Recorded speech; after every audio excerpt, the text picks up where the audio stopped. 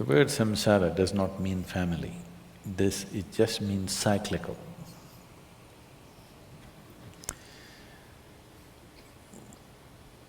Who you are right now is a product of certain cycles. There are many ways to look at this. The cycles of the sun, the cycles of the moon, and various other cycles in the universe, we are a product of that. Only because our mothers' bodies were in sync with the cycles of the moon, we are born here, isn't it? So we are a product of cycles. Our idea of time is cyclical.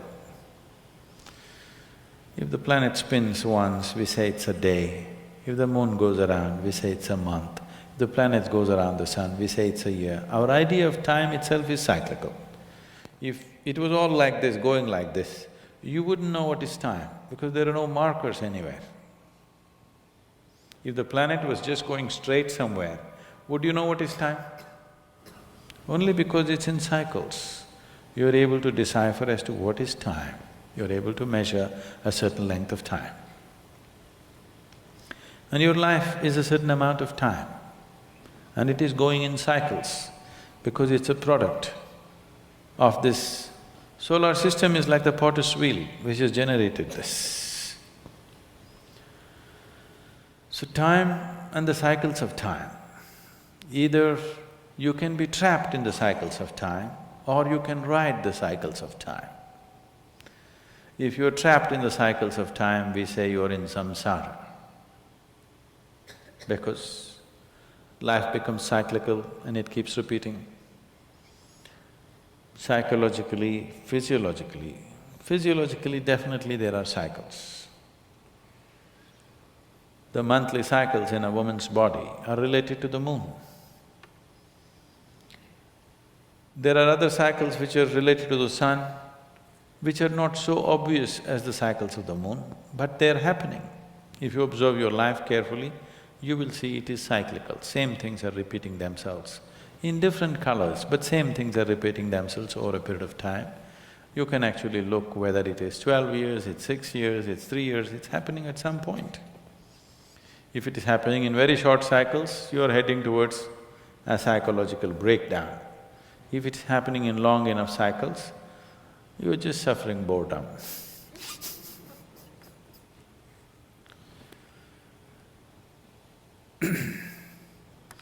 So if you're trapped in these cycles, we call it samsara. If you ride the cycles towards your liberation, then we say this is sannyas. Sannyas need not necessarily mean not having a family. Samsara need not necessarily mean that you have a family. You can be a sannyasi and still be in a samsara of your own. You need not be married. By yourself, you could be wrangled up by yourself. If you get married, extra help you get.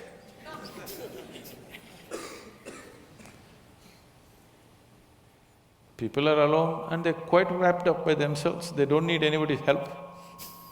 They're doing fine by themselves, their own samsara. Is it happening or no? Single people are in their own samsara or no? They're into their own chakkar going on. When you get married, at least you can blame it on somebody, it's because of her, I'm like this, or because of him, I'm like this.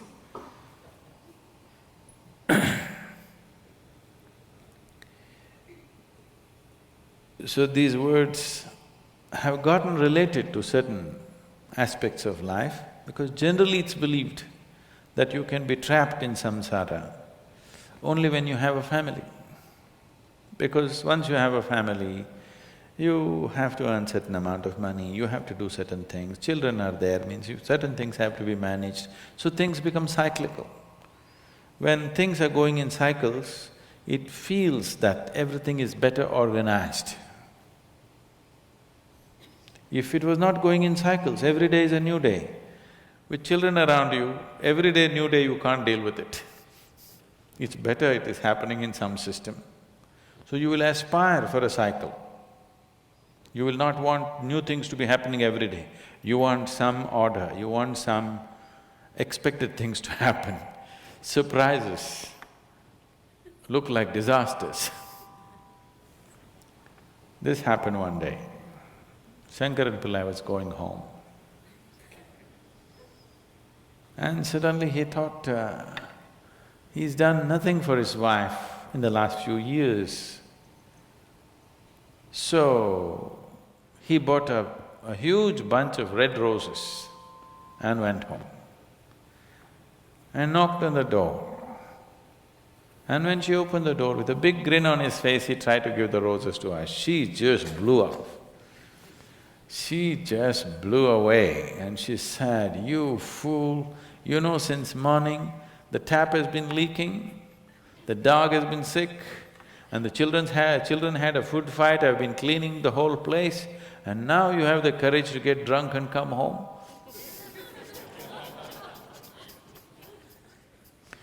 So surprises can be disasters because you aspire for order more than excitement. Once the number of balls that you're juggling are too many, you aspire for order, you don't care for excitement anymore. Yes or no? If you had 5 children at home instead of 1 or 2, then you would aspire for everything to happen like clockwork. You don't want one extra thing to happen. You don't want anything new to happen in your house. So this is samsara. You want to go in cycles, you're aspiring to be in cycles because cyclical, at least there is a comfort, you know what's coming next. So once you go in cycles, cycle means a circle. If I say you're going in circles, it simply means that you're not getting anywhere. So in the cycles of time, if you're trapped in the cycles of time, you're not getting anywhere but going through the same thing because you have poor memory. That's the only safety. Because you have poor memory, you do not realize the same things are being repeated.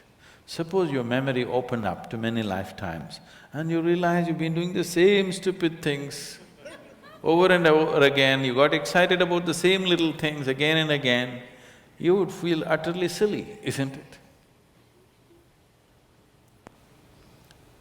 Within the cycle, that cycle means so much to you.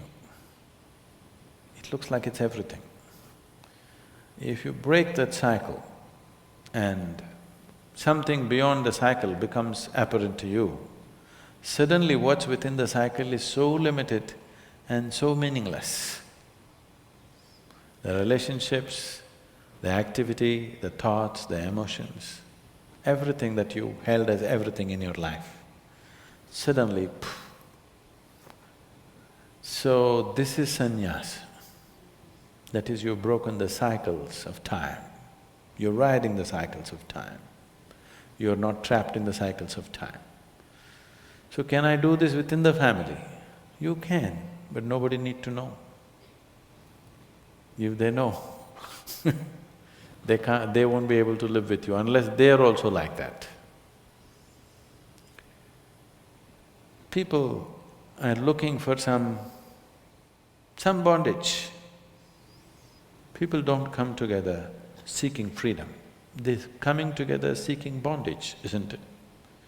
If they know that you're not bound by anything, it'll be dangerous to live with a person like that. So, once you've broken the cycles of time, consciously you can be part of it when you want to be. But when you're not, you're not. So being a sannyasi inside a family situation, it is not that it's not possible. This is not being uncaring, this is not being unconcerned. This is just being free from a certain situation. There are many people who live in the family and they don't care a damn. That's different. That is because they're in their own samsara, they're not involved with other samsara. They're in a smaller cycle of their own. Being absolutely involved and not being entangled, that is the way to freedom, that is the way to liberation. If you're not involved, you may be just uncaring. You will be in your own small chakkar of your own. You will see people who seem to be not involved in anything around them. Little things about themselves are very important for them. If you disturb that, they'll go crazy. Yes? Have you seen this? They don't care if whatever the family, but their coffee must be right. Coffee doesn't come, they'll go crazy. So they'll have smaller cycles. So being a sannyasi within a family situation, it is not that it's not possible, it's a bigger challenge.